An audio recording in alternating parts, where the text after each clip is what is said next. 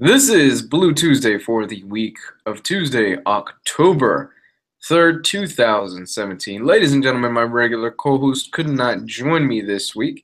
So with me is, you know him, you love him, Mr. Gabe from Gabe Infinity Watch. Man, it has been a fucking minute. How are you? Dude, I am doing great, man. Thanks for having me on. It has been a while since we've been able to do something like this. Um, but I think it's about time for us to get back together and do something like this. And I think this is the start. Hell yeah, reunited and it feels so good, right? Oh man, we're like secret lovers meeting in dark alleyways or something. Shh, it's fine. It's fine. Just Just let it happen. Just let it happen. Just let it happen. It's okay. Don't worry about it. Nah, man, it really has been a minute. It's been quite a few weeks since we've touched base. I know we've talked a few times on the chat and everything like that. Um, just a quick heads up, we got good news this week. We heard that Giovanni Menendez from A Week in Geekdom, he is alive. He is doing well. I know a lot of people out there in the community were a bit worried about him. He's doing well. Wow. Funny enough, it's really late over here. It's almost 11 o'clock. Funny enough, Giovanni lost the roof of his house, but managed to save all of his comics and pops. I don't know how the guy did it, but I'm really curious to hear that story. Yeah, how does a hurricane rip your house probably in half, but yet none of your comic books are damaged? And he went into the house, packed up all of his books and all of his pops, and just left with that. That's priorities. That's priorities right there. But no, I'm so happy to hear from him. Like, we were all really worried about that guy, just because. I mean, we the news really didn't indicate that there was that many deaths. Like maybe just unfortunately one or two or something small like that. And we know that they were without power and gas, and the hospitals are really bad. So that's when it started getting really, really scary. And then just randomly he pops back into the chat and goes, "Hey guys, I'm cool. Everything's good. Lost a house. Saved my books." that was it, and that was perfect. So, needless to say, I just saw an update on IG. His YouTube page is going to just have to go on hiatus for a while as he reconstructs his life and things like that. So. Well, yeah, I mean, the guy lost the roof of his house. Priorities. I'm sure he'll be back in business pretty soon. In other good news, though, McDonald's is bringing back their schedule and sauce. That's right. I forgot. Somebody told me about that. I gotta find out which McDonald's has it here in town. Saturday, man. I work, so I'm hoping the McDonald's by work has it. Take the day. This is important. It's only Saturday. McDonald's is gonna be fucking slammed on Saturdays, though. Yeah, dude. I might even just say just fuck it and just not even worry about it, because it's gonna be like waiting in line for like the iPhone 10 or whatever. Yeah, or some stupid shit like that. Yeah. For those of you that don't know, how do you pronounce that exactly? Szechuan. Szechuan. The Szechuan sauce was actually a sauce that was popular back in 1998 when the first Mulan movie came out, and it was kind of a Thai-in sauce. It was like a Thai sauce, basically, or something like that. And Rick and Morty made a joke about it, saying that Rick's life goal is for him to be able to have the sauce one more time or something like that. So McDonald's listened. They sent Dan Harmon a whole bottle of it, like a huge bottle of it, and then they just announced a promotion where this Saturday you can actually go to McDonald's and you can get one. Not like a huge bottle, but like those little packet ones. Those things are gonna go. You're gonna be able to find them on eBay immediately afterwards for probably like $30. Oh, absolutely. Oh, hell yeah. And I wonder, I haven't eaten at McDonald's in a long time, but I know if you go to McDonald's and you go, yeah, let me get the 100-piece McNuggets, and they'll give you one thing of sauce and then charge you 35 cents for extra ones. So. Wait, there's a 100-piece nugget set? No, but I mean, if you did, they would still just give you one pack of sauce. That's true. That's yeah. That's very true. We all know that. I've always had that problem where like we'd get like a 10-piece of nugget or like a 20-piece nugget set, and they give me one sauce. Like, what the hell am I gonna do with one sauce? Yeah, I expect one package of sauce per nugget. Yeah, because I like to actually dip my stuff in, like really dip into it. Well, I like to double dip. You know, I dip it, I eat it, and I dip the rest of it in, and I eat it. Yeah. So I use it over and over again, over and over again. You're a double dipper? I'm a double dipper, man. Don't eat with me. I'll double dip all day long. You, my friend, are considered a monster in this house. No. I occasionally will double dip, but I think it's okay. If it's my own house and my own food, I'll double dip because this is my food. If it's other people's houses, I'm a bit more like, should I do it? Should I not do it? Yeah, no, I won't do it in public if I'm eating with people or anything like that. But I mean, still, I remember when McDonald's had the 50-piece nugget meal, and they would still give you like 2 things of fucking sauce. Mm-hmm. And then you go, hey, can I get more sauce? And they're just like, the lady behind the counter would just roll her eyes and throw her hands in the air and be like, oh, here's 2 more. Fuck, man. Matt Miranda's in the chat. Matt, are you a double dipper? This is important. We need to know. Is he mentioned 2 more days till Blade Runner, son? Oh my God, my nipples just perked up when you said that. I'm telling you, I got my movie pass ready to go. I cannot fucking wait to see that. The early reviews are saying that it's phenomenal. Oh yeah, it's definitely boner inducing. Matt says never double dip. That's gross. Not even okay, Matt, you have a set of nachos. It's your own set of nachos. And you have salsa, you got guac, you got everything, and you bite halfway through a nacho. Do you double dip or do you throw it away? You gotta double dip, man. But super excited for Blade Runner. We're gonna get into all that in a minute, as well as this week's releases and things like that. But Gabe, what have you been watching this week, dude? Anything in particular? I've been catching up on Rick and Morty. Speaking of Rick and Morty. Oh, what do you think of season 3 so far? Oh, it's great. It's such a good season. I don't know if they beefed up the writing staff or if the writers are just in this super artistic mode or something, but they're firing on all cylinders on this season. Not that they don't normally, but 3 seasons strong, and each season has been better than the previous. Yeah. They actually did. They increased the writing staff. They brought in a few more writers for this season, and it takes them like 2 years to do a season. And you see why, because the writing is so sharp. It's so smart that I can see why it takes them so long to do it. What episode are you on? What was the last time I watched? Did you see Pickle Rick? I saw Pickle Rick. That one was great. I saw the one, I think the last one was when he takes Gary to the amusement park kind of thing. The amusement park? Yeah, where he takes him to that planet, and it was an amusement park. To cheer him up or something like that? And it's the one where you can't die because there's like some kind of barrier around. Yeah. So it's, I won't say, okay, so I won't ruin the ending. But the last 2 episodes of Rick and Morty, specifically the episode before the last one, there's some big implications that happen there that made me question what is it that's going on regarding a certain character. You'll get to all this once you get to it. And then the last episode, well, damn, I really want to talk spoilers with you, so I'm going to have to hold on. I'm not going to be able to say anything because the last few episodes, the last 3 or 4 episodes of this season, they really introduce a lot of things that I'm really excited for the next season. What was the Gary episode before or after the Mad Max episode? I want to say it was after the Mad Max episode. I love the Mad Max episode. That shit was hilarious. I need to watch that again because I think I just had it on in the background while washing dishes or something like that. But, where he takes off his helmet. and he's just a normal looking dude, like just like my uncle or something. Yeah. Oh my God, that was great. And how they just get so domesticated once they're introduced to power.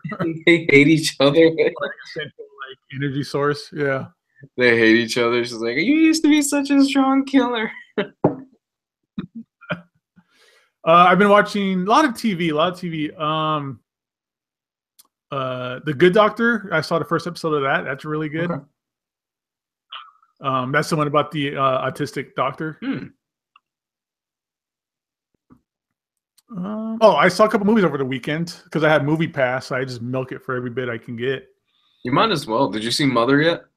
I saw Mother. That was really fucking weird. I actually had me and my wife walked out at the end of it. Okay. At this point, I really don't give a shit about Mother. I still haven't seen it, but I've heard people are in either two camps. They love it or they hate it, and there's different interpretations of it.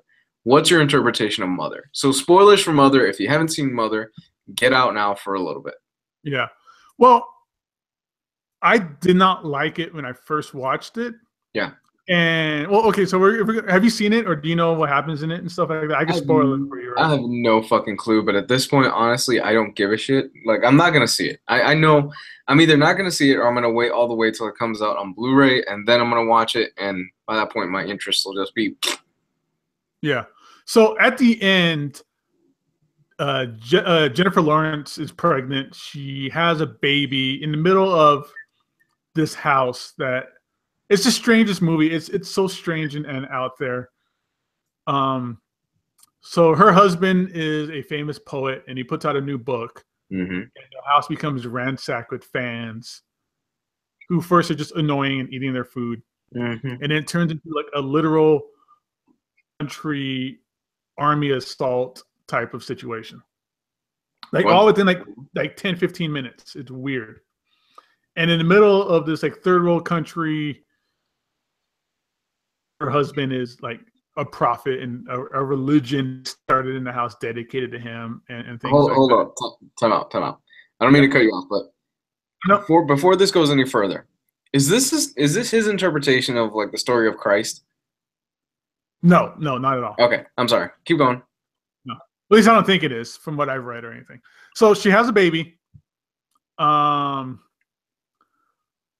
And her husband takes the baby out to show it to his disciples or whatever. And his disciples take the baby from him and end up accidentally breaking the baby's neck. Holy shit. As it's being like, literally the baby's being crowd surfed over this crowd of people and they accidentally break its neck and then they eat the baby. What? You watch these people eat a baby. I gotta be completely honest. I don't think I want to watch that. Yeah, and my wife and I, we got small kids, and that just made us kind of weird. So we just kind of walked out at the end after that part. It just wasn't what I was looking for that movie. Yeah. So since we missed the ending, we just. Okay, so you didn't finish it. You walked out. I didn't finish it. Yeah, I walked out probably like the last 5 minutes. You know what? After that, I probably would have done the same thing too. I'm like, all right, yeah. Yeah, it's queasy and it's not. It's just that's just weird and fucked up. But it just turns out that entire movie is a huge metaphor of how artists and actors and creative people use up their muse until there's nothing left of that muse, and how your muse gives absolutely everything to you. So that's what the movie was basically about. It was about this poet, which is Jennifer Lawrence, uses it up after it gives everything that it has to you. And then he finds another muse at the end. The idea of the story or of the movie. All right, I'm not gonna lie. I'm fucking happy I kind of didn't spend money to see this. No, it's not a cool movie. I mean, it's fucked up. He makes a lot of fucked up films. But if you're just sensitive towards baby murder and baby buffets, then it's gonna. Baby.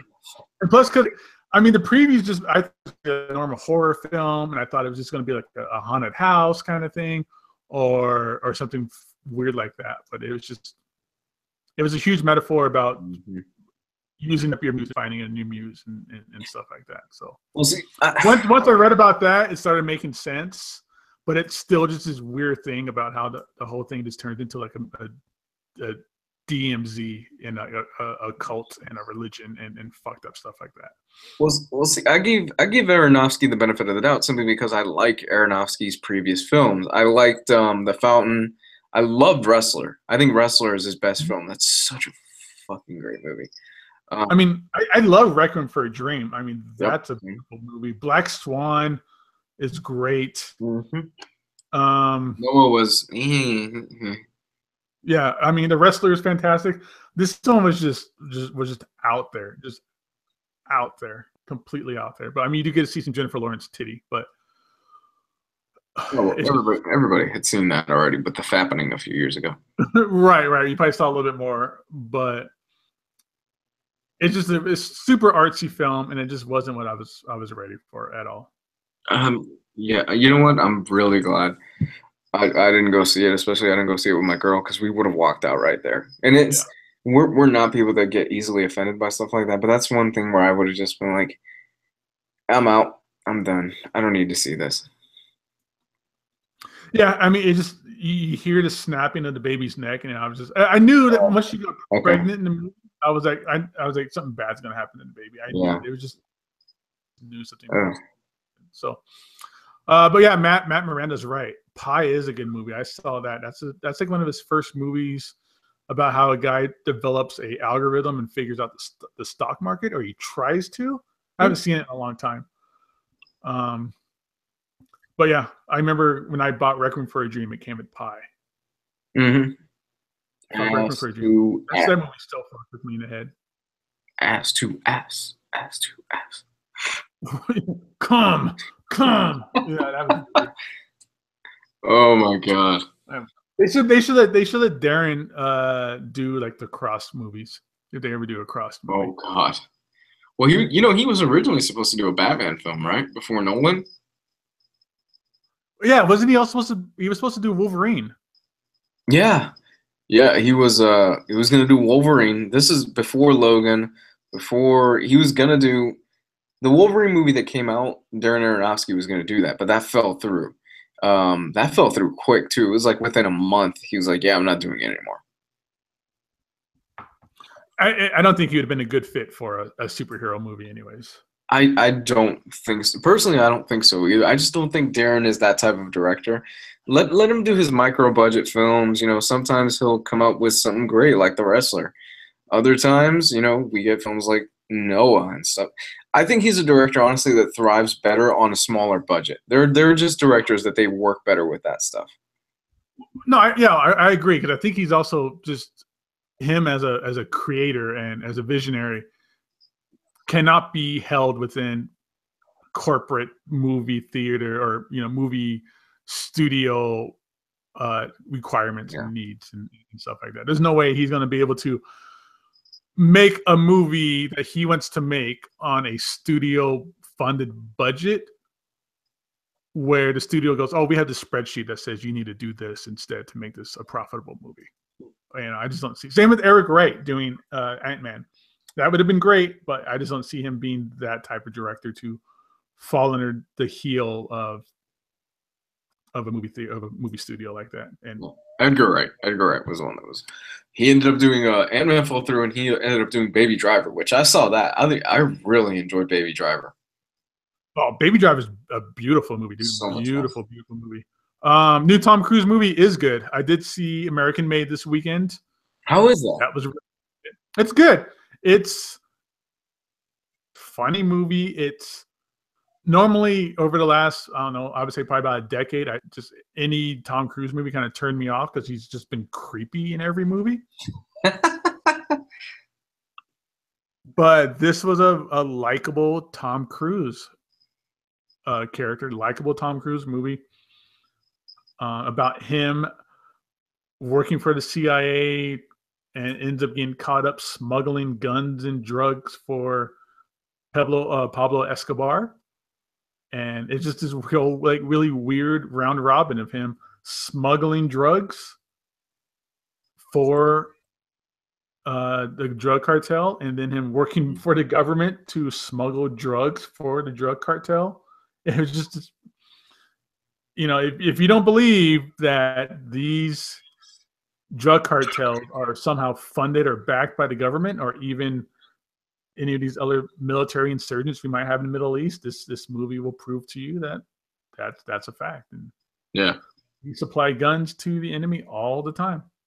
Oh, well, I mean, it's been pretty well known that we've supplied gums. Wow, we've supplied guns to several nations, and then it's kind of come back and bit us in the ass. Mm-hmm. Yeah, so that's a good movie. I do recommend that. That's a fun movie. I also saw Kingsman, which is just. Yeah, I love the first Kingsman. I heard the second one kind of meh. It's I'm surprised there aren't more. I'm really surprised there aren't a right-wing nationalist complaint over the movie. Oh, really? Every American in that movie is painted in a pretty bad way, to be honest. It doesn't take much these days. It doesn't, but it's just, everybody, all the main cast that were Americans in that movie, for the most part, ended up being something really, really bad. Yeah. But it's a fun movie. But it's just the first movie I don't think you could top the first movie. That movie it's almost like the first Kick-Ass, where it was completely unexpected to be good, and it was great. And I think that has something to do with it. It's because we didn't expect it to be that good. I walked into Kingsman thinking, it'll probably be a decent. It'll probably be a decent little horror. Wow, it'll probably be a decent little action film. And then I was just completely blown away by it. And if you're going to go see that movie with your girl, and your girl wants to go because she had a thing for Channing Tatum, I mean, who doesn't? Yeah. You'll be disappointed because Charming Potato. He's in the movie for 5 minutes. Oh, that's disappointing. Yeah. Like what you see in the trailers is basically all you get of Channing Tatum. Actually, you know what? Channing Tatum is one of those guys that he got so much shit, rightfully so, when he first came on to the Step Up scene, but he's really coming to his own over the past few years. I love every movie he's done. I've seen, I think. I mean, even the Step Up movies, they're fun. They're not, they're not The Matrix. They're not life changing, or you don't change your outlook on life because of Step Up, but they're fun. I like the first Magic Mike. I thought it was actually a really good movie. I've never seen it. It's pretty good. The 21 Jump Street movies are standout, amazing films. Those movies are great. You want to talk about a set of movies that have no reason to be as good as they are. I remember when they were taking 21 Jump Street, a cheesy 80s, it was like 80s or 70s, just procedural TV show, and flipping everything on. It has no right to be as good as it is. It's a TV show with the dumbest premise ever of let's put adult police officers undercover into high school and solve the high school problems of drugs and underage sex. And but no, those movies man. That movie, so First 21 Jump Street, is absolutely hilarious, and I think the second one is as good, if not better, than the first. I still laugh every single time with the where he finds out that he had sex with the captain's daughter. He's just running around the fucking the police station, just like, oh, you fucked the captain's daughter. Yes. And Ice Cube is just looking at him like every single time he says that, that's a foot in your ass. Speaking of Channing Tatum, have you seen Lucky Logan or Logan Lucky, whatever it's called? I have not, man. It's one of those that it's on my radar. I've heard mixed things. No, go see it. It's great. I loved it. That's probably one of my favorite movies. Okay, you're selling me on this. Yeah, it is Ocean's 11, but with rednecks. You sold. I live in the South. Sold. Yeah. No, it's great. It's a burglary film. It's a heist film, but it's all done on like redneck, like smarts and redneck I don't know, redneck philosophies and stuff like that. It's great. Okay, all right, you're selling me on this. I'm not gonna lie. Yeah, it deserves a lot more attention than it's been getting. You know, okay, you know what I ended up watching actually, and I instantly regret it? The Death Note movie. I haven't heard anything good about that. No, The Netflix, yeah, Netflix one, right? yeah, it's terrible. It is terrible. There is not much. There is not much redeemable about that movie. I mean, Ryuk looks cool, and William Dafoe was the perfect guy they got to voice him. But everything else about that movie for me was a dumpster fire. It was not good, dude.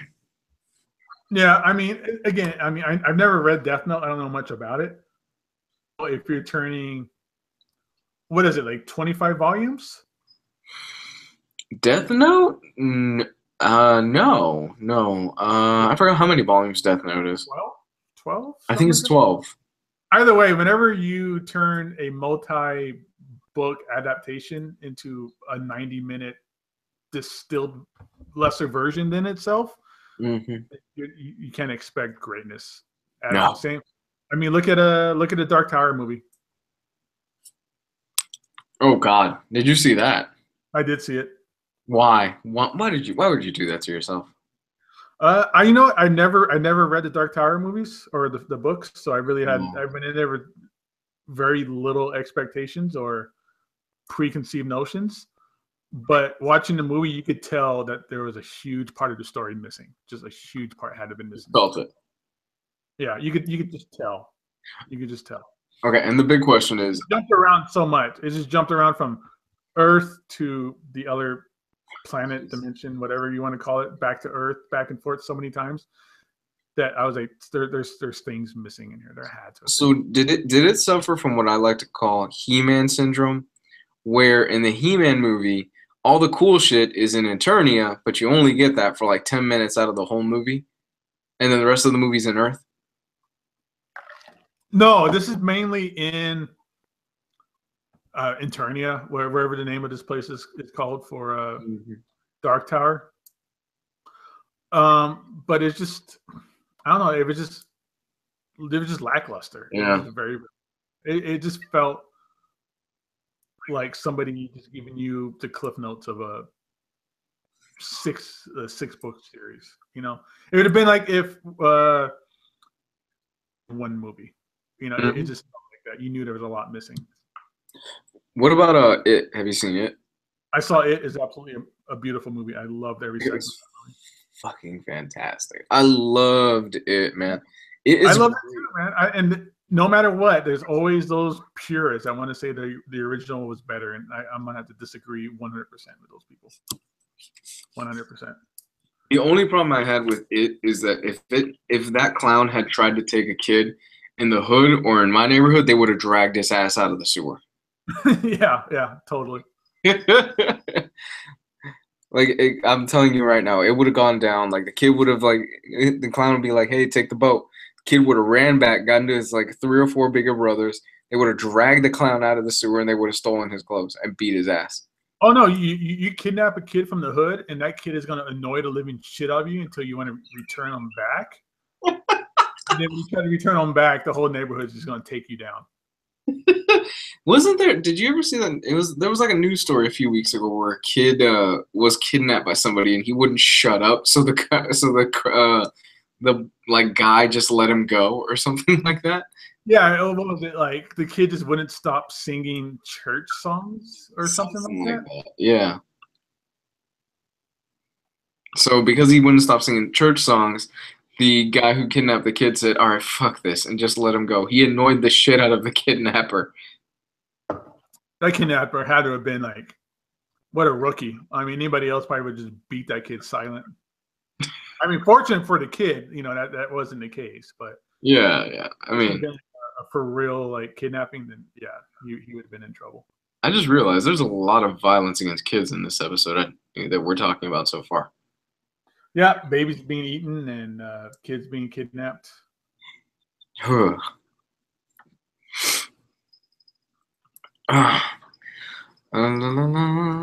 Watch anything else recently?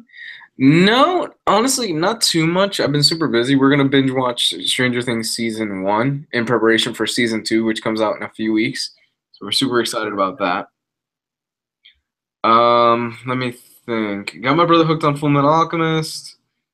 What have we been watching? I've been watching a lot of reruns of That 70s Show. Really? Yeah. Yeah. I used to love That 70s Show, and like going back on it now, I'm watching a lot of reruns and I'm like, it's good, but they keep using the same. I'm noticing that That 70s Show was around when they didn't have like Netflix, and the structure of TV was completely different back then. So what I'm noticing is that a lot of the jokes in That 70s Show, they keep repeating and repeating and repeating and repeating, and they keep just it's to the point now where I'm 3 seasons in and I'm like, okay, we get it. Kelso is an idiot. That doesn't change. We get it. Jackie and Kelso's relationship, the back and forth. And it was just it's gotten to the point where I'm like, I like this show. I still really enjoy it and I still get a good laugh out of it, but like I don't know if it holds up as well as when it first showed up, as when it first aired. I mean, I remember liking that show a lot. But yeah, I mean, that's the thing with sitcom TV back in the day is every episode was pretty much made to be, taken out of context. Not out of context, but out of continuity. You didn't have to watch an entire season. They just wasn't structured that way. Right. And they played on the same jokes. They played on the joke of everybody's getting high in the basement and Red comes busting in and catches them, and they all have to pretend like they're not high and stuff like that. So Yeah. Still a great show though. Still a fantastic show. Still have a good time watching it. Did you hear about Hulu has now all of the TGI Friday shows? Wait, what? Yeah, Hulu has all the TGI Friday shows. So What was that? Step by Step, Boy Meets World, Dinosaurs, all those great shows from back then. Oh shit, that's right. Dinosaurs. Wow. I'm definitely gonna watch Dinosaurs and I'm gonna watch Boy Meets World. Not the mama. Not the mama. Not the mom. That show ended dark, dude. That show ends with them dying. Spoiler alert! Shit, I forgot about that. You forgot about that, right? I remember the episode where they discovered weed, which is pretty funny. I remember there's a certain just standout episode. I remember the episode about sexual harassment on the job site. Oh wow. There was a dinosaur actually named Sexual Harris. So it was the whole trial was all about what the sexual Harris meant when he was saying sexual inappropriate things to a woman on the job. I remember when they discovered they stopped watching TV because they discovered books and they all got smart. And then the way deals, their TV company networks, their effort to get them to watch TV again and make them stupid was by creating a book about TV, and that was a TV guide. It was just stuff like that. It was a really, really smart show. Way above its time. Yeah. Especially for a show when you're like, these are just people in stupid rubber dinosaur suits, Well, if it like I said, it has a dark end. Like it ends with them getting hit by an asteroid. I was oh shit. That's the dinosaurs. Yeah. Well, I remember when the son, Robbie, discovered steroids and he got all buff and had a bad attitude and stuff like that. I remember that. Yeah, I remember that episode. Oh my god, you're right. Holy, I was so young back then, but now I'm like remembering all these episodes and I'm like, now that I'm older, you get a different sense of context for what they were trying to. Wow. Mm-hmm. It's one of those shows. It's almost like anything else in the 90s where you think it's for kids, but there's a lot of adult, subtext and context involved and things like that. Boy Meets World. Man, Boy Meets World. Yep. Yeah, Girls Meet World unfortunately got canceled. I heard that wasn't that fun. I liked it. It was cute. It was fun, Okay, and if you were a kid that you grew up in the 90s, who didn't have a crush on Topanga? Oh, come on. Topanga was amazing. Yeah. And Step by Step. I don't remember the girl's name, but it was the brunette in that show. I remember I had a huge crush on. All right, so just kind of going over this week's Blu-ray releases. There really isn't anything, honestly. There's Kick-Ass in 4K Blu-ray, Warm Bodies, the new Pirates of the Caribbean, which I never saw. Did you see that? What was it called? The new Pirates of the Caribbean came out this week. No, I didn't see the latest one yet. Ooh, Cult of Chucky came out. I need to watch that. Man, those Chucky movies are really fun. Yeah, actually, I heard the new one's not bad. And that's about it. Yeah, there's nothing good this week. There's really nothing you should pick up. Next week, you get Baby Driver, though, so check that out once it comes out. That's highly recommended. I definitely I recommend that 100%. I'll pick it up myself. Yeah. You get Baby Driver? Just huh? That's another movie. It's very rare, but like that's a rare movie where the soundtrack is part of the movie. It's a part of the movie. It works perfect with the film. It becomes a part of the film. You know, almost kind of like how the first Guardians was. Not so much in the fact that you know, he's not looking for a CD player or an iPod or anything like that, music on it, but just the music really stands out and plays a part of the movie. All right, so kind of getting into our main topic. Today we are talking all about superheroes, mainly our favorite superhero movies. So this is a topic that I was kind of toying around with. We were originally going to do It this week. Unfortunately, we couldn't do it because Jay is not here. So we're going to be pushing back It again next week, and we're going to see if we can get a few people on there. I'm thinking about filming it on. I'm thinking about recording it on Sunday. That way, Sean is free because I wanted to have Sean on the It episode. Sean being Sean from Negro Orlando. Oh, that's Sean. Okay. Yeah, because I wanted to have. Who are you talking about? Oh, you mean one of my closest friends ever? Yeah. Okay. Yeah, I wanted to have him on for that episode because I think it would be really fun to have his commentary on it. And if you're free Sunday, we could probably get you on as well.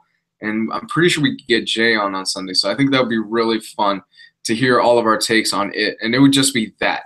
We would do the basic intro, and then we just jump right into it and talk at length about the movie. So if you're free, we can do that.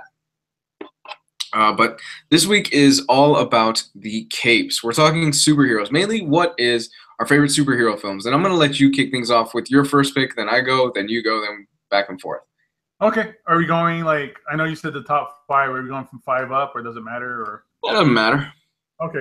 Well, you know what? I'm just going to go ahead and just kill it and start already at the very top and talk about Mask of the Phantasm. Damn, that is good. This is the ultimate Batman movie. This I have a double disc of Phantasm and Sub-Zero.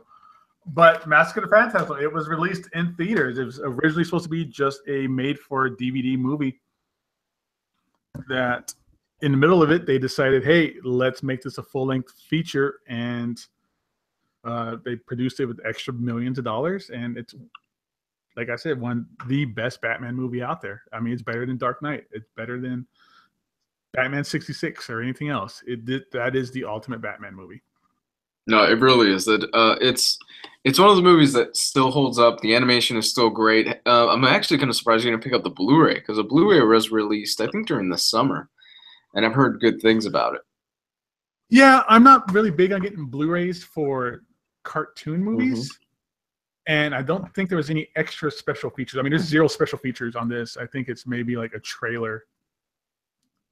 Yeah, it's just a theatrical trailer. Like, I don't care. Yeah. So I didn't want to pick up the Blu-ray because there's really nothing more on it. You know what? The older I get, the more and more I just don't give a shit about the special features on a Blu-ray. I'm like, okay, I'll probably watch it once, and that'll be the end of it. I'm actually enjoying more listening to directors' commentary. It's kind of like a background thing while I'm working on something else. Yeah, I mean, things like directors' commentaries and special features are about the only reason why I haven't switched completely to digital for movies right now. I've been listening to commentaries forever. I mean, that's what I listened to before podcasts were a thing. Yeah. I would listen to commentaries while I did my homework or, clean the house and things like that. Yeah. It's funny that you mentioned going digital as far as because as many of you know, I've been going digital for comics, but I just right now I can't go digital for Blu-rays simply because I have, I'm doing the whole 4K HDR UHD setup. I got everything hooked up. So going digital for me does not match the same quality that I get from an actual physical disc that has 4K HDR. It's actually a step down for me, which is part of the reason why I haven't done it. Right. I mean, give technology another year or so, and I think the 4K downloads will be where they need to be. But you think so? I mean, they did have the Blu-ray. I mean, it took a couple years, but Blu-ray. Yeah. I mean, digital downloads are Blu-ray quality for the most part. It's just the special features. I need to have these special features. I love commentaries. I love behind the scenes. I love outtakes. I love any of that stuff. I mean, otherwise I don't have a reason to buy a movie. Why don't I just download, a torrent or something like that, Oh yeah, I got you. For me, my first pick is going to be, I actually don't have it with me right now. I'm going to pick Batman Begins. Not Dark Knight. I'm going to pick Batman Begins. I've actually said this famously because I don't consider, and Tyler Blau actually will agree with me, I don't consider The Dark Knight really a superhero movie per se. I kind of see it more as a crime film. And Batman Begins to me is more of a Batman film. It's more of the perfect Batman film than The Dark Knight is. I love The Dark Knight, and I think The Dark Knight is a better film overall. But as a Batman film, I think Batman Begins just nails the character perfectly. You get the origin story, and the crazy thing is that when Batman Begins first dropped, you don't see Batman until a good 45 minutes into the movie.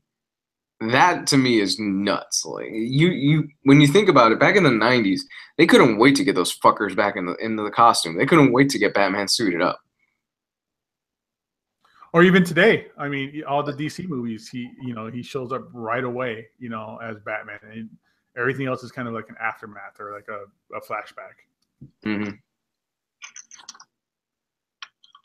So that would be my first pick, Batman Begins. I wish the only complaint really I have with Batman Begins is that I wish they did more with the Scarecrow. Scarecrow felt like such an underused villain in that movie.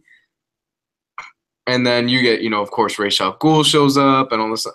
But I really, really would have loved to have seen them do more with Scarecrow. Like really get into how his fear toxin works and the greater overall effect. Yeah, we get that huge fight at the end of the movie where the entire city is plummeted with a fear toxin. But you never really get a good, solid one-on-one confrontation with Batman and the Scarecrow. Yeah, I mean, they even bring him back in the other movies, and it's still just pretty lackluster. You know? Yeah, he gets his ass beat by Batman pretty quick. I forget the name of the actor. I forgot how to pronounce his name, but that guy's a great actor, but he's just completely underused. I mean, they use him a little bit better in Dunkirk, but he was just not used very well in these Batman films. Cillian Murphy, I think is the guy's name. There you go. Yeah, that's it. Cillian Murphy. Yeah, we all know how much of a fan you were of Dunkirk. Oh God. It's me and porn star Mia Khalifa. It was like the only people that had anything bad to say about that movie. Like I actually relate to a porn star right now. Yeah, like we got the same taste in movies. The only taste that we share. What's your next pick, man? You know what? Let's go with. I'll save this one for later. I'm gonna go with one I don't have with me, but I'm gonna say the Blade films. I'm gonna just say the Blade trilogy in general. Damn, you took my next pick because I'm actually. Oh, really? Yeah, I'm actually doing a video on Blade this week on specifically the Blade movie. The first one? Yeah. Or yeah. I mean, the first one was great. I remember I ditched college that day to go see that movie in theaters on opening day. I remember that, and that's the first like legit Marvel film that came out. That was before Spider-Man. That was before X-Men. Blade is the one that kind of just set the pace of the idea, and I think it was rated R as well. I think that was a rated R movie. Yeah, it was very much so. Yeah, no, very deserving. There's a lot of vampires being killed, and just wasn't the opening scene. I don't remember if it was the opening scene or not, but the club scene where they just rained blood on everybody, sprinklers. Like Yeah, it was just that kind of just really cool, inventive ideas that really came out of that movie. yeah, that's the very opening of the movie where you're in a giant club, and it just starts raining blood from the sprinklers, and Blade just shows up with with the boomerang. Yeah, Oh, yeah, the so silver good. boomerang or whatever it was, and he Yeah. just takes out that room full of people. It's so good, man. I actually for the video that I'm doing right now, I actually sat down and watched Blade. I forgot to mention that. The first one a few weeks ago.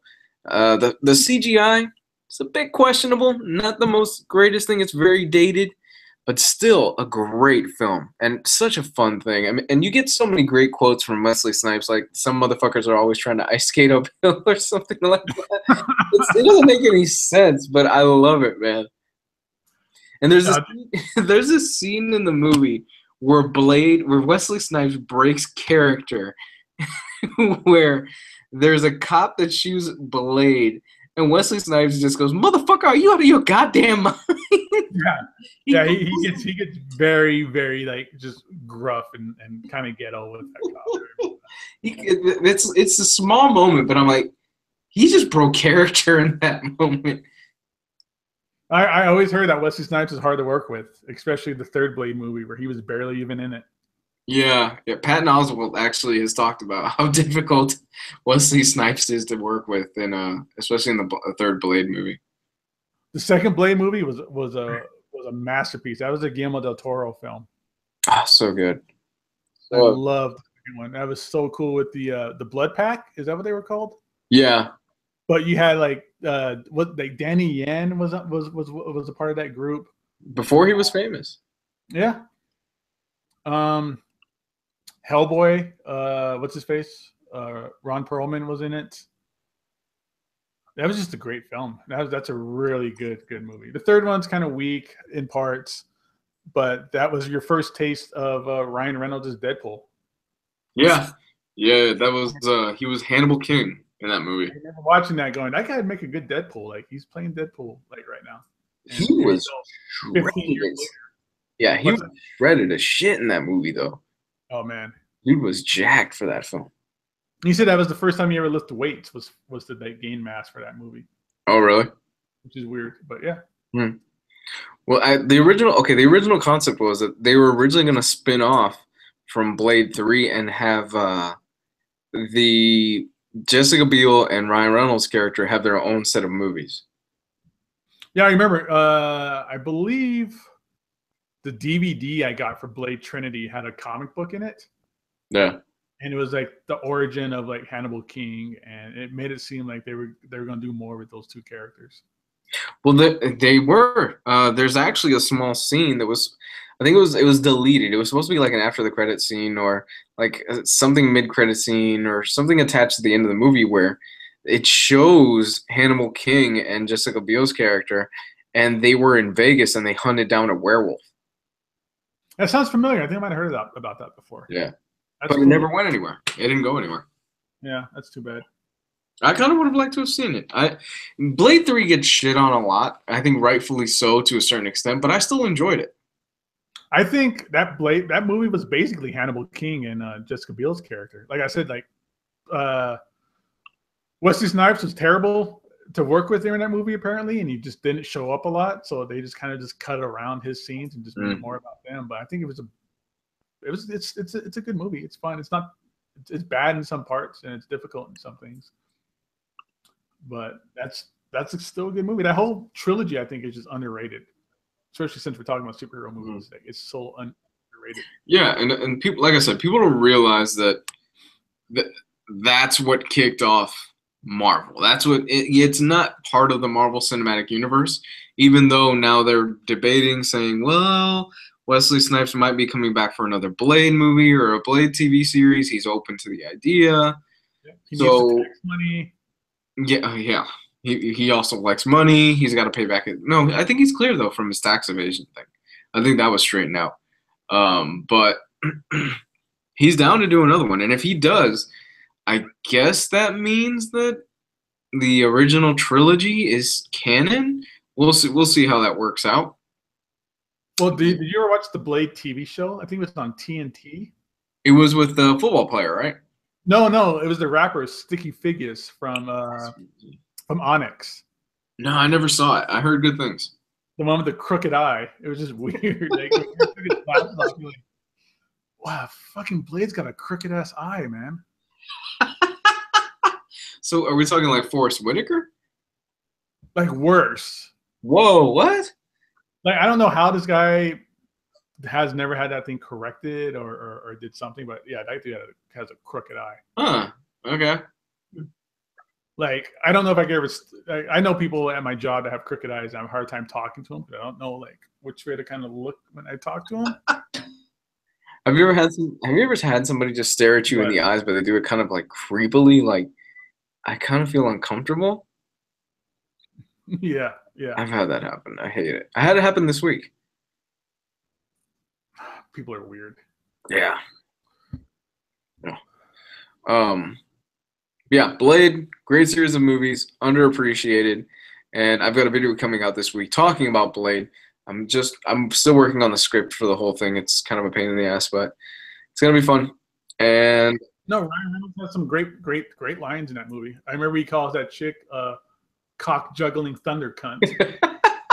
That's something you probably couldn't get away with today. In our oversensitive PC culture, you couldn't get away with it today. Yeah, the word cunt is really bad right now. For sure. And cock. And I think people like the word juggling. Clowns will get offended. Yeah. Did you hear that clowns were pissed off at it because it's hurting their business? Oh god, I would think it would boost their business more, but instead of being happy clowns, you just get more jobs at haunted houses right now. Yeah. Okay, clowns. If there are any clowns out there that are listening to this, huh? If there are any professional clowns out there that are listening to this right now, use that shit to advantage. Spin it around. Go the creepy route. My next pick. Yeah, turn that frown upside down. Make that positive and negative. Hell yeah. My next pick is going to be. Okay, this is more of a nostalgia pick in a way, simply because I will always remember where I was in the movie theater when I saw this. I'm gonna go with the first Avengers movie. Love it. I still get goosebumps at that at the Stinger scene. If you know anything about me and my love for Thanos, and at the end of that film, insane. What drove me insane was the person behind me saying, "Oh, it's Hellboy." Oh my God. I almost Are we skipping around here? Wait a minute. Yeah, I can hear you. Can you hear me?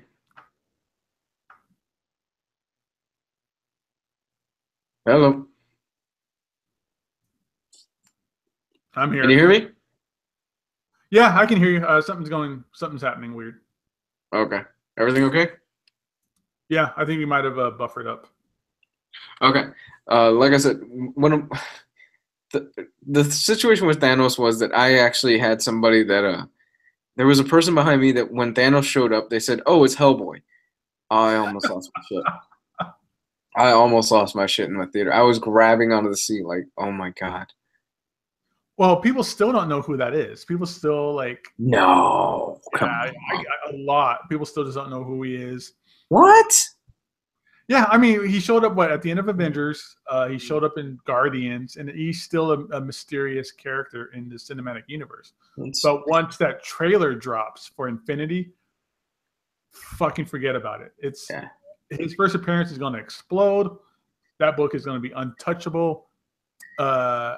Everybody's going to recognize the tattoo on my arm. It's going to go insane once that trailer drops. And just wait to the movie where he's like smacking Thor and Hulk around like babies. Mm-hmm. You know, there we go, more children violence. But yeah. Yeah, I've seen the bootleg version of the trailer. Oh, man. I Wow. shed a tear watching that thing. That was beautiful. Thanos is gonna bring the pain, and he's gonna bring it hard, dude. Dude, in that trailer, he's raining down like planets or meteorites or something. Yeah. He only, from what it looks like, he only has like 2 gems. Like there's 4 more Yeah. gems for him to collect. And when he gets all 6 gems, he's gonna be OP like crazy. Yeah. No, the first Avengers movie is great. It's great in the sense that it was the first of its kind. This is the first time that we saw, all of these heroes come together, and actually they pulled it off really well. Having watched it again recently, I'm a bit more lukewarm on it than when I originally saw it. Especially Captain America's suit. Like looking at Captain America's suit in that movie, I'm like, he looks really goofy in that movie. He stands out. They just could not make that suit work in that movie at all. They got it right in Civil War and in other movies where they decided to go with more of a helmet. Um, but in that first movie, it's and you could tell it's kind of like they decided to leave it off most of the movie and the first Avengers, and they're like, yeah, this helmet doesn't work. So they figured it out though in Winter Soldier and in the following movies. Uh, but I will always remember watching that movie because it was the night before I graduated college. A bunch of my friends, we went out drinking and we went and saw it, and it will always have a special place in my heart. I mean, still, I mean, one of the greatest scenes ever in that movie is Hulk slapping around Loki like a rag doll. That was so good. And the "I'm always angry" part, I mean, he just punches that giant flying whale in the head and just Yeah. takes it down. Super memorable movie. Yeah. And then they followed it up with Age of Ultron. Mm. And I have this face for a reason. I have the Blu-ray, but I've only seen it like once. Yeah. No, I own the Blu-ray too. I own all the Marvel movies. That was another good part with Thanos where he goes, I guess I have to do everything myself. And he pulls Yeah. That was it. where Thanos stands up from his space launcher. Yeah. Yeah, no, that's good. So let's see. I'll do my next one. This might be on your list. If it's not on your list, then you're insane. And I don't think you're insane, but I'm gonna talk about Deadpool. Oh yes, so good. Deadpool, one of the. I mean, if you were a comic book fan, you knew this movie was going to be a hit, but absolutely nobody else outside of the world of comics knew this movie was going to be as big as it ended up being. I don't know the numbers. I'll probably have to look it up, but this movie just printed money for Fox, and this is the time when Fox was desperate for money. Yeah. It was a Fantastic bombed the year before. Yeah. No, Fantastic Four has been taking all this, took all that money and just grinded up into dirt. The X-Men stuff wasn't doing well. The second Wolverine movie didn't do well. And I'm not sure the rest of their library that came out between then and then, but just I don't think Fox was on a good track at that time. Mm-hmm. And this movie was shelved forever and ever and ever. I mean, even before Green Lantern came out, Ryan Reynolds was talking about and was working on Deadpool. Yeah. That footage that got leaked, which helped make that movie happen, leaked, was shot like years and years and years ago, way before the film even came out. Like, that was shot before Green Lantern was shot. And just the studio just kept pushing it back and kept telling Ryan he had to do other things first, like Green Lantern. He had to do things like R.I.P.D. and really bad period for Ryan Reynolds. And now that guy is a money-making actor again. Mm-hmm. I don't mean for himself. I just mean for the studios. I mean, he's just raking in movies right now. Well, Deadpool is great simply because of the fact that, look, I'll be the first to admit I'm getting a bit tired of the superhero movies. I'm not there yet where I'm exhausted of them, but I am getting a bit, okay, I've been there, done that.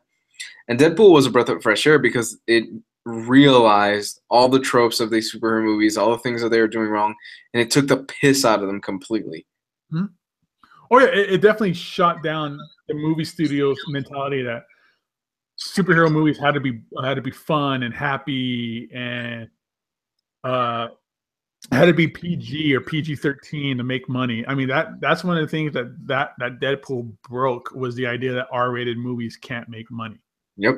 And I guarantee you that movie had to make more money than they released, because I know people bought tickets for a different movie and saw Deadpool instead, especially like, you know, teenage kids and stuff like that. It became actually the highest grossing R-rated film of all time, if I'm not mistaken.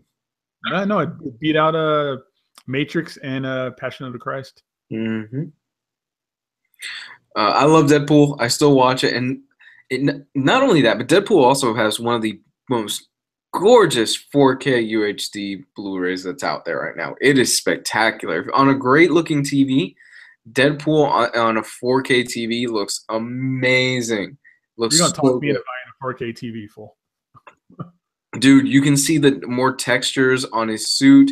Like, you actually see more of the lines inside of his suit when the close-up scenes happen. It looks incredible. It's one of the best looking 4K Blu-rays out there.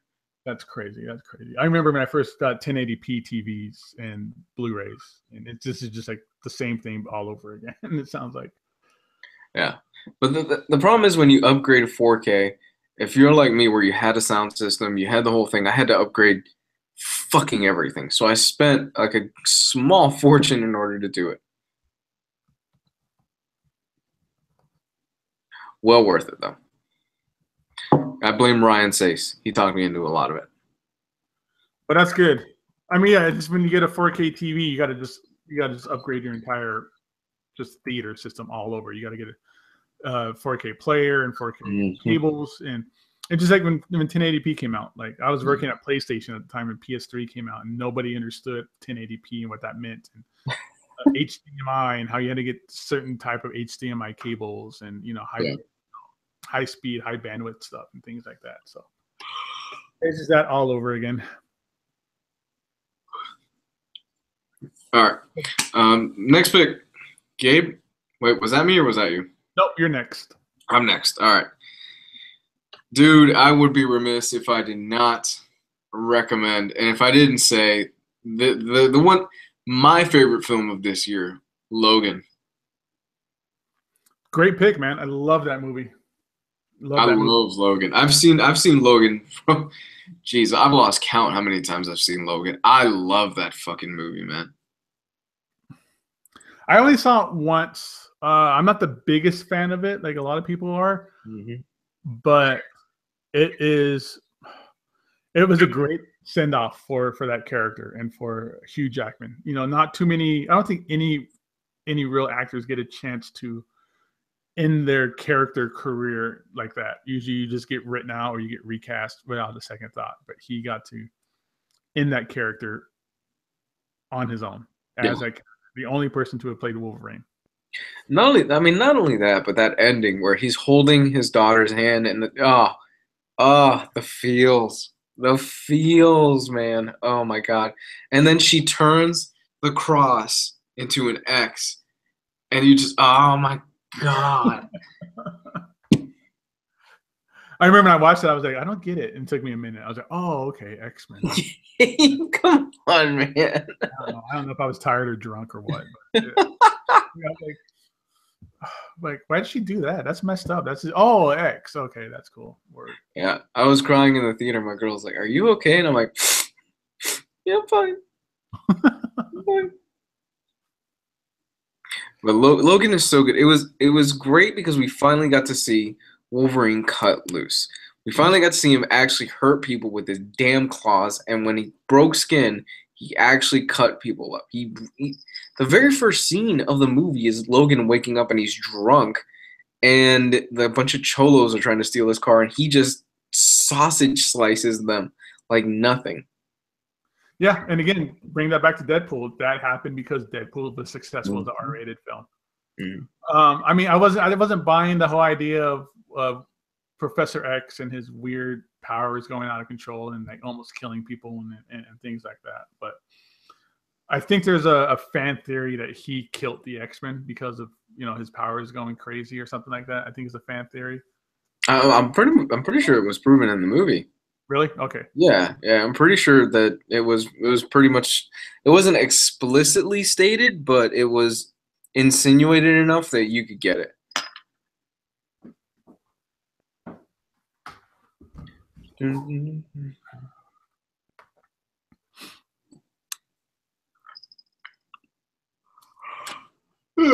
Go ahead, Gabe. All right, so fucking Matt is in the chat. He's recommending a whole bunch of good shit. Fuck, man. Yeah, these are both. I thought about Unbreakable, but I was just like, I don't really see that as being a super. It counts. It counts. Yeah? I think it counts. I just remember when that movie came out and everybody, I was working at a restaurant. my first job at a restaurant. And people knew I like comics. They're like, oh, you like that movie? It's about comic books. And I was like, that's weird. Okay. And I go see it, and I'm like, no, it's not about comic books, you jackasses. That's just a metaphor they use to explain their idea of spectrum. But another one, not too much of a superhero film, but it's definitely one of the best comic book movies ever made. Mm-hmm. Dredd 3D. Ooh, yeah. That's like the whatever year this movie came out. This was the 2012. 2012. That was the under the radar hit film. It made not enough money to really be successful. Maybe because they were forced to do 3D for no reason. Mm-hmm. But it's a wonderful movie. Like it's basically Game of Death or The Raid, but with Judge Dredd and a new recruit partner going through a hotel or an apartment, super apartment complex full of just the craziest crackhead drug dealers, gang members ever. It's such a good movie. Yeah. And what's her face from Game of Thrones was like the lead main gangster boss involved with the drugs. I think Lena Headey, something like that. Something like that, yeah. She was Sarah Connor in the Sarah Connor Chronicles. I heard that was good. That's a good show. That's a really good show. But I just remember one of the best scenes in the movie. It's messed up, but it was all about this drug called slow-mo. That when you took it and everything just went slow motion. And they gave it to this guy, and they pumped him full of the drugs, and they threw him head first off the top of this building. So when he fell, let's say 300 stories, it probably felt like an hour, but he just that sucks. Terrible, terrible thing. Hey, Cat, what's up? Yeah, you can see my cat who's popping up into the screen right now. Your head. That's the first time that's ever happened. But no, Judge Dredd is great. I mean, we've had the Sylvester Stallone one where he had his helmet off the entire time. I'm the law. Yeah, this one is Keith Urban from Star Wars and other films. Carl Urban. Carl Urban, I'm sorry. But you can't tell it's him. Keith Urban is his country music star persona. Yeah. Country music. But yeah, I mean, you don't know it's him. He's completely just changed his character. You never see his face. I mean, for the star of the film, you never get to see his face. Is extremely unconventional for these types of films. That was one of the agreements to Carl Urban actually doing the movie. He actually said, "I will not do this film unless I keep the mask on." That's awesome. Yeah, he was one of the ones that he pushed for the rated R. He pushed for the mask on the whole time. He wanted to be as faithful to the character as he possibly could. And what's really cool is if you're a fan of the comic book artist Jock, he did like the character designs. I think he did like all the not camera work, but what's it called where you draw out everything? Why can't I think of that word? Storyboard. There you go. Yeah, he was a storyboard artist for this film. Yeah, he did a lot of work on that. He did a lot of promotional stuff too. And there's a huge this is probably like a modern cult classic or cult following because there's a huge outcry for a sequel for this film, and they keep saying they're going to do it, and it's possible, and it could happen, maybe a Netflix thing or something like that. But this movie deserves more. It deserves a sequel for sure. Yeah, last I heard was that they were working on a TV show, and Carl Urban said he was down for it. Whatever it is, man, I need more Dredd in that universe and that kind of appeal and that kind of dedication to the character. Again, like Deadpool, you stay faithful to the character the right way, and the movie will be successful. I really want to see if they come back to this universe and they do use like Judge Death and all those characters. Yeah, I'd love to see more judges for sure, because there's such a rich environment of characters that they've never touched. I love Judge Death. He's cool. He's just a skeleton with a cop uniform on. Are you a big Judge Dredd guy? I've never really read the comics. A handful of them here and there, but I don't. I know there's a few guys on the omnibus board who are just obsessed and like experts on it and stuff like that, but I'm nowhere near that level. Matt Miranda dropping the gauntlet down with arguably the best Fantastic Four movie that was ever released, The Incredibles. Yeah, you can't beat The Incredibles. It's arguably the best Fantastic Four movie that has ever been released. That isn't the Fantastic Four. No, that's true. I mean, I always said that the original unreleased Fantastic Four is the best Fantastic Four movie, but The Incredibles is something far and beyond. And I can't wait for the sequel to come out. That's going to be, I think, next year. Next year, yeah. I'm a bit hesitant to see if they pull it off because I was perfectly fine where I would have loved to have seen the sequel to The Incredibles, but if we never got it, I was fine with that too. Yeah, no, I'm happy with just that one film. And Pixar, I think the only sequels I've enjoyed have been the Toy Story sequels. Cars 2 wasn't that great. I haven't seen Cars 3 yet. Finding Dory, basically just cut and paste of Finding Nemo. Yeah, it was okay. Yeah. Matt Miranda. Matt always able to squeeze in a Wire reference. Monsters University was great though. I liked Monsters University. That was great. Yeah, I thought that was really fun. My next pick, I'm gonna go with. Hey, Cat, why are you on the keyboard? Get off. This is Astro. It's one of the new cats we've gotten. My next pick. Wait, Astro, like the Jetsons dog, Astro? Well, I was thinking more Astro Boy, but yeah. Oh, okay.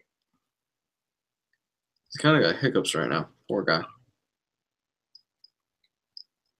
As long as he doesn't vomit, because cat vomit's the worst. Oh, yeah, it's a pain in the ass. No, he hasn't vomited at all. We're very fortunate. All right, down here, it looked like. My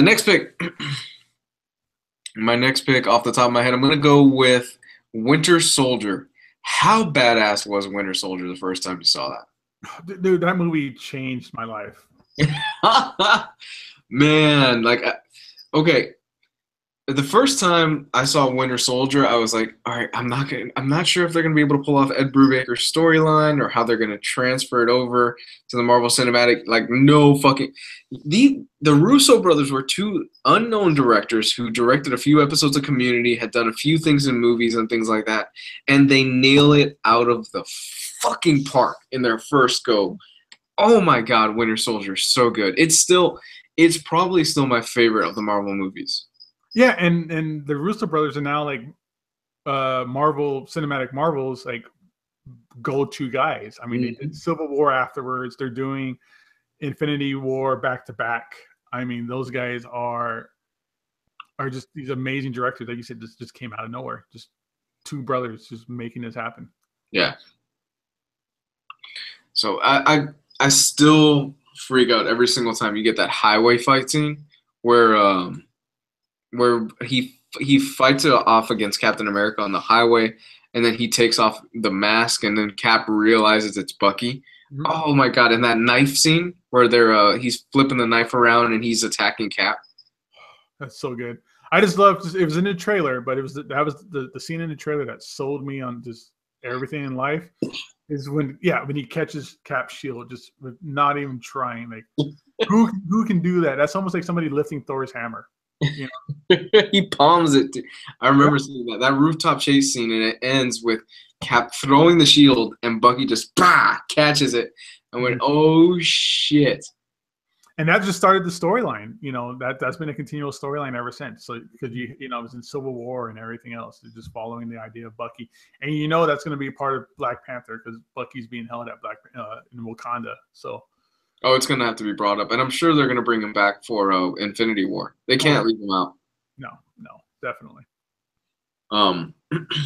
Now my thing is, do you think after Infinity War, we will see Bucky take up the mantle? I was about to say that. You know, rumor has it that Chris Evans is not going to be Captain America after Infinity War, so maybe that's when they like unfreeze him in Wakanda. Mm-hmm. Maybe they pull him out after Infinity War. Maybe he won't be in Infinity War. Maybe he's Part 2, the aftermath, right? Maybe for 2, maybe or even after 2. Yeah. But I'm thinking maybe we won't see Winter Soldier again until Cap's dead, and they need him to kind of take over, or you know, do the mantle. Which I'm all for that, especially since, well, in the comics, Winter Soldier is different from the movie version of Winter Soldier, because the movie version of Winter Soldier has all of Steve's powers and everything like that. He's super strong, super fast, da da da. But in the comics, he's just a regular guy with a robotic arm. Yeah, he's just super trained as a assassin, spy, killer. Yeah. He even mentions it in the comic. He's like, "Wow, Steve makes this look so easy. I'm barely dodging bullets here." Yeah, I remember he's trying to train to bounce the shield around and catch it and stuff like that. And Black Widow has to teach him. Oh, man, Brubaker's run is so good. I might actually. I think I'm gonna sit down with Marvel Unlimited tonight and start reading that. Yeah, I have the first 2 omnibus, but fucking Captain America Lives is eluding me because it's super expensive right now. Such a bitch. And you know what? And the JMS Thor run always eludes you. Every single time I tag you in it, it's gone by the time I tag you in it. And it's always going for good prices on the board. You know, it's always below cover on the board. I mean, I'll pay cover for it, but that, or not to turn this into an omnibus episode, it's Omnibros with hardcover reviews back at it. No. Fucking Astonishing X-Men keeps eluding me too. Does it really? Yeah. I felt real bad because I sold that JMS Thor. I didn't know you needed it. Yeah. And you contacted me. You're like, "Holy shit, do you still have it?" And I was like, "I sold it like a few minutes ago." It was already pending, but you know, that's life. I'll find a copy of it. All right. So next up, I'm just gonna think of something real quick. What number is this? I don't even know. Oh, we're way past, I think, whatever. Okay. Not too superhero related, but TMNT. That's such a good movie. That's really fun and underrated. The CGI Ninja Turtles film. Yeah. Again, just completely underrated, completely under the radar. Nobody ever really talks about it.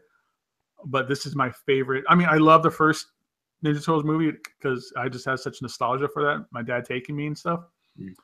But this one is a beautiful, beautiful movie.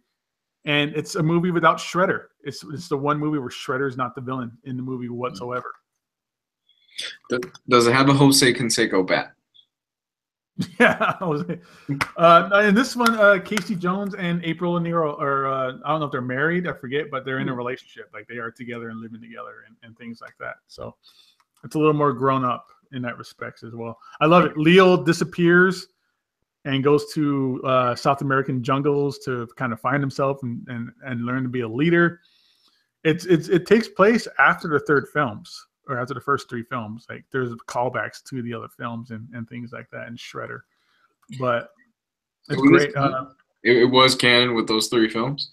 Yeah, I believe so. I don't know if they've been stipulated, but you see the Super Shredder helmets in the background. Super Shredder. I remember that. So Leo disappears. Raph. It's a great family show or story where one member of the family disappears and they all kind of start falling apart. Raphael becomes a vigilante, and there's this awesome, beautiful, like the CGI in this is beautiful. If they did a 4K of this, you would probably lose your mind.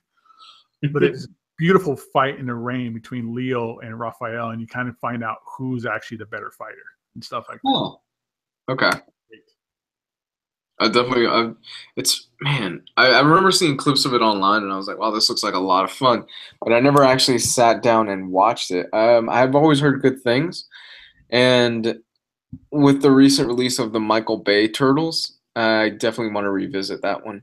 But I actually heard the new one wasn't that bad. The last Ninja Turtles movie, even though it's not directed by Michael Bay, it's produced by him. Yeah, they're not bad movies. They're fun. You know, enjoy them for what they are. Every generation has their Ninja Turtles. You Yeah. know, I think this new generation of Ninja Turtles is going to have new fans. So it's almost like Batman or anything else. Like you could tell somebody's age by what Ninja Turtles is their Ninja Turtles kind of thing.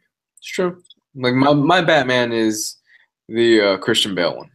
Yeah, yeah, no, that makes sense. You know, your age and stuff like that. You know, mine is Michael Keaton. You know, or Kevin Conroy. You know, that kind of stuff. So. You know what? Scratch that. No, my Batman is Kevin Conroy. Yeah, my Batman will always be Kevin Conroy. I mean, I grew up on Batman the animated series. Hell, I still watch Batman the animated series. Yeah, no, I have all the DVDs. Oh, so good, so good. Well, Batman Beyond's my favorite Batman too. But yeah, there you go. Yeah, man. I'm really hoping one day we'll get a Batman Beyond, either a Batman Beyond movie or a Batman Beyond video game. That'd be great, or like a Netflix series or something. I mean, since they're bringing back Young Justice, just bring back Batman Beyond. Well, technically, they did end Batman Beyond. They finally closed that storyline in Justice League. Yeah, no. Oh, that's a heart wrenching episode. That episode of Justice League. It's like the second to the last of Justice League Unlimited. Just the whole thing with I forgot the name of the little girl. What was it, Ace or yeah, something like that, or 10? I think her name was 10, something like that. It was a playing card thing. But oh man, that's a rough. That'll hit you in the feels. Yeah, where Batman sits down with her on the swing, and she knows she's dying, and he knows she's dying, and he doesn't even fight her. Kill her and things like that. Yeah, he doesn't fight her or anything. He just sits down with her and he listens to her, and in the end, she ends up dying, and Batman carries her out. I was like, oh my gosh. Yeah. All right, man. So what's your next pick? I got to get out of here soon. Yeah, me too. It's 12:18 here, so I got to close this out. This will be my last one. My next pick is going to be, let me run down my mental checklist. Hold on, I said that. Oh, Guardians of the Galaxy. There you go. Number one. Guardians of the Galaxy, number one. Funny movie, super fun. James Gunn firing on all cylinders, man. James Gunn, another one. Marvel seems to really be able to pull these no-name directors. Not saying that James Gunn was a no-name director, because he had kind of a cult following before this. He did Slither, he did PG porn, he did what was the other one? Oh my God, with the dude from The Office. It wasn't. I'm gonna kick myself for that later on. I can't remember what the movie was called. I think it was called Super or something like that. Oh yeah, no, it was Super. Yeah, with the guy from The Office and Rainn Wilson, I think. And the other chick, Ellen Page. There you go. Yeah, he did Super. He had a few movies under there, but for Marvel to actually go, all right, here's the keys to basically the Marvel Cosmic Universe. You are in charge of starting the Marvel Cosmic Cinematic Universe, and for him to just run with it and not only do well but knock it out of the park like that, it's I mean, it's like, oh, you know, sure. What about recognizable characters like Superman, or like Thor and Captain America and the Hulk? No, James Gunn, Mr. Troma, you get a talking tree and a talking raccoon, and Drax, who's, I don't know, probably autistic or something, you know, like that. And you have to make a movie around these just cosmic knuckleheads and make them relate to everybody and make them bring them together as a team, and at the same time let people be introduced to the cosmic side of the Marvel universe. Well, not only bring them together as a team, but bring them together as a team and make it work. Yeah, basically like a family. I mean, it's that dynamic between those characters is crazy, especially considering like Drax's relationship with Thanos and Gamora's relationship with Thanos. And I'm talking about a quotable movie. Like everybody was quoting that movie for like the last year, 2 years after that movie came out. Yep. Drax is such a dick in the second one. I love it. He's terrible to Mantis. It's so hilarious. You are disgusting. You are a terrible, ugly person. and he's like throwing up. He's like, oh, I can't sleep with you. Oh. Yeah. Guardians of the Galaxy, really fun movie. I loved it. And it's one of those movies where I'll occasionally, if I'm feeling down or if I'm feeling out of it, I'll put it on and I instantly feel better. Yeah. I think that's like the most times I've ever seen a movie in theater was that. I think I probably saw it like 6 times in theater. 3 times for me. Yeah. I kept going with other people, and people were taking me with them. Yeah. It was one of the films that like people don't understand it, and you go, "Hey man, just watch Guardians. It's really good." And then they watch it, and they love it. I mean, it turned around characters like Groot. Fucking Dancing Baby Groot was the most popular thing. Like, how outrageous is that? Yeah, I remember that. They sold so many of those fucking toys. Oh god, I hated those things. All right, Gabe, are you ready to call it? I'm ready to call it, man. Thanks again. Let's do it. This was fun, guys. Thanks, patrons, once again for hanging out with us tonight. I think like 2 or 3 of you are in the chat right now. Matt, thanks for being here. Thanks to everybody else. Thank you for your support. Gabe, where can they find you? Hey, everybody, if you want to check out really cool videos, then, check out A Week in Geekdom. But if you want to check out my videos, you can find me on YouTube as Gabe Infinity Watch, Omnibus Collections, Omnibus Pickups, and hauls, and great fun stuff like that. You can find me on Instagram as Gabe Infinity Watch as well. And of course, guys, you know where to follow me. Facebook, Twitter. I'm assuming if you're a patron that you are already connected to that stuff. Thanks once again for your support. Everybody else who gets this episode on the Thursday. It's Tuesday we're recording, so they're going to get it Thursday. Thank you, guys. And if you want to support this channel, Patreon is found in the link below, and you get this video a whole 2 days early, and you get the Jess and Lewis news show and a whole bunch of other stuff that I'm currently working on. I love you guys. Speak with you soon. Have a good night. Bye, everybody.